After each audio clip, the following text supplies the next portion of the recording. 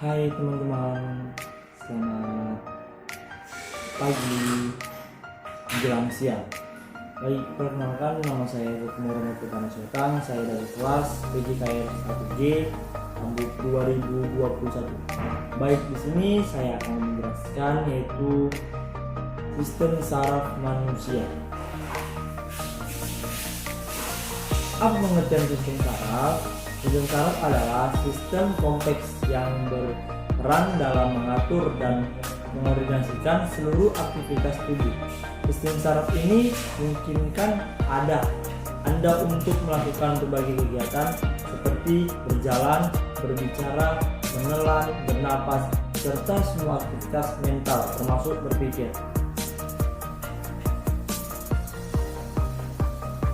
Anatomi dan fungsi sistem saraf. Secara garis besar, terdapat 3 bagian pada sistem saraf pusat manusia. Ketiga bagian tersebut adalah yang pertama, yaitu adalah otak. Otak adalah mesin pengendali utama dari segala fungsi tubuh, seperti yang disebutkan di atas. Dan ini merupakan bagian dalam sistem saraf pusat manusia. Saraf pusat merupakan pusat kontrol tubuh. Maka otak adalah markas besarnya. Dan yang kedua yaitu adalah sumsum tulang belakang. Sama dengan otak, sumsum tulang belakang juga merupakan bagian dari susunan saraf pusat. Sumsum tulang belakang langsung terhubung ke otak melalui batang otak dan kemudian mengalir sepanjang ruas tulang belakang. Dan yang ketiga yaitu adalah sel saraf atau neuron. Bagian tangkap salah penting dari anatomi sel saraf adalah sel saraf itu sendiri atau disebut neuron. Fungsi sel saraf atau neuron adalah mengharuskan input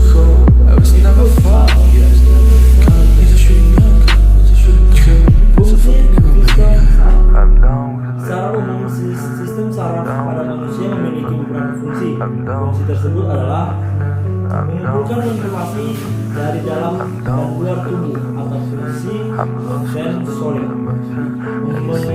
mengirimkan informasi ke otak dan sumsum tulang belakang, memproses informasi di otak dan sumsum tulang belakang atau fungsi integrasi, mengirimkan informasi ke otot, kerja, dan organ sehingga dapat merespon dengan tepat atau fungsi motorik. Sistem saraf pusat. Sistem saraf pusat yang terdiri dari otak dan sumsum tulang belakang memiliki fungsi untuk menerima informasi atau rangsangan dari semua bagian tubuh, kemudian mengontrol dan mengendalikan informasi tersebut untuk menghasilkan respon tubuh. Sistem saraf tepi. Secara garis besar, fungsi sistem saraf tepi adalah menghubungkan respon sistem saraf pusat ke organ tubuh dan bagian lainnya di tubuh Anda. Saraf ini meluas dari saraf pusat ke area terluar tubuh sebagai jalur penerimaan dan pengiriman rangsangan dari dan ke otak. Selanjutnya yaitu adalah sistem saraf somatik. Sistem saraf somatik bekerja dengan mengontrol semua hal yang Anda sadari dan secara sadar mengaruhi respon tubuh, seperti menggerakkan lengan, kaki, dan bagian tubuh lainnya. Fungsi saraf ini menyampaikan informasi sensorik dari kulit, organ indera atau otot ke sistem saraf pusat. Selain itu, saraf somatik juga membawa respon keluar dari otak untuk menghasilkan respon luka. Selanjutnya adalah sistem saraf otonom. Sebaliknya, secara otonom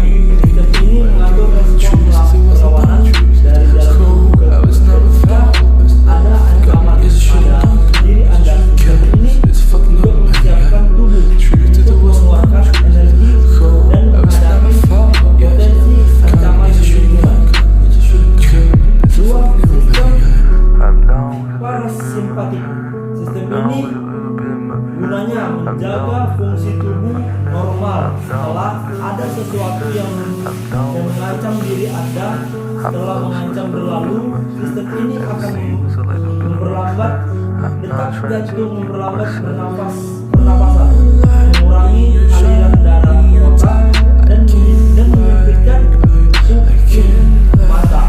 Ini memungkinkan kita untuk mengembalikannya ke posisi normal. Yaitu penyakit sistem saraf. Berbagai penyakit atau gangguan saraf, ada beberapa gangguan atau penyakit yang mungkin terjadi sehingga mengganggu fungsi vital dari sistem saraf pada manusia. Berikut adalah macam-macam penyakit saraf tersebut. Bisa kita lihat ya. Alzheimer. Penyakit Alzheimer adalah penyakit yang menyerang sel-sel otak dan neurotransmitter atau bahan kimia yang membawa pesan di antara sel-sel otak. Penyakit ini mempengaruhi fungsi otak, mempengaruhi ingatan Anda dan cara Anda berperilaku. Itu juga ada penyakit Parkinson. Penyakit Parkinson adalah gangguan yang terjadi ketika sel-sel saraf tidak menghasilkan cukup dopamin, yaitu bahan kimia yang sangat penting untuk kelancaran kontrol otot dan gerakan.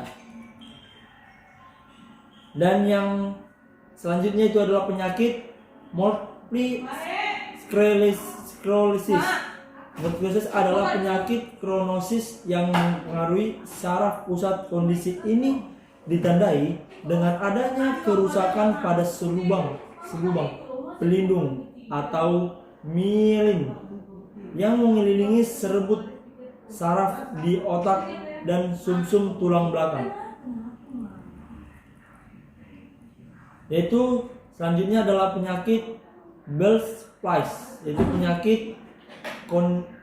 adalah penyakit kondisi lemah atau lumpuh tiba-tiba pada suatu sisi wajah.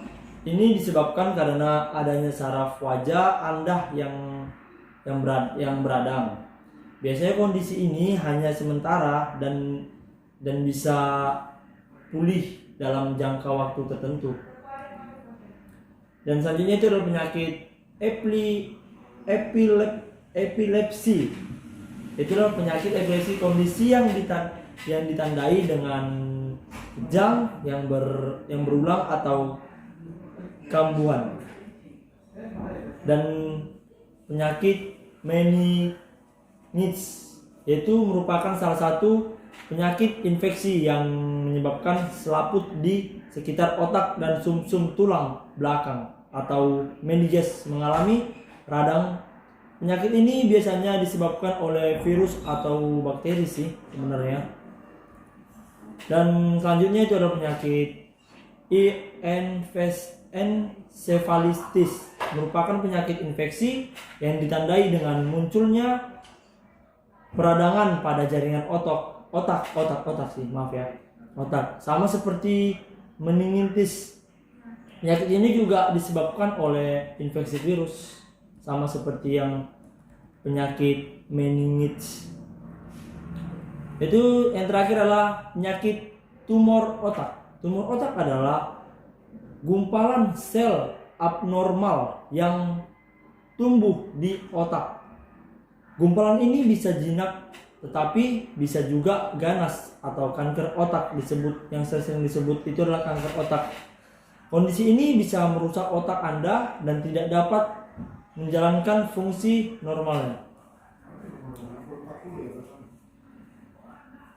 Sekian dan terima kasih hasil penjelasan dari saraf manusia. Bila ada kesalahan atau bacaan yang salah, mohon dimaafkan. Bye.